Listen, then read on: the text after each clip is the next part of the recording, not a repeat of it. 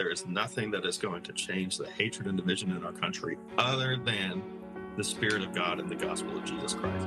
And so we can debate about guns all we want, but at the end of the day, the gun isn't the problem.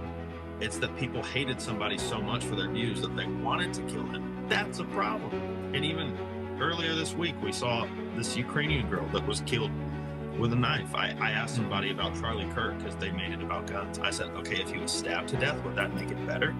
It's not about the weapon of choice. It's about the spirit of hatred and murder that is so prevalent in our culture. And the only thing that's going to change that is the Spirit of God and the gospel of Jesus Christ. Not political conversations, not gun control. And so we as Christians need to, yes, we as Christians ought to be involved in politics, but we must also understand that it's not the politics that are going to save people and change our culture. It's the Spirit of God.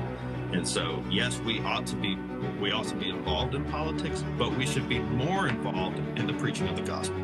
And there's a lot of Christians that will argue about politics, but Jesus, that's secondary.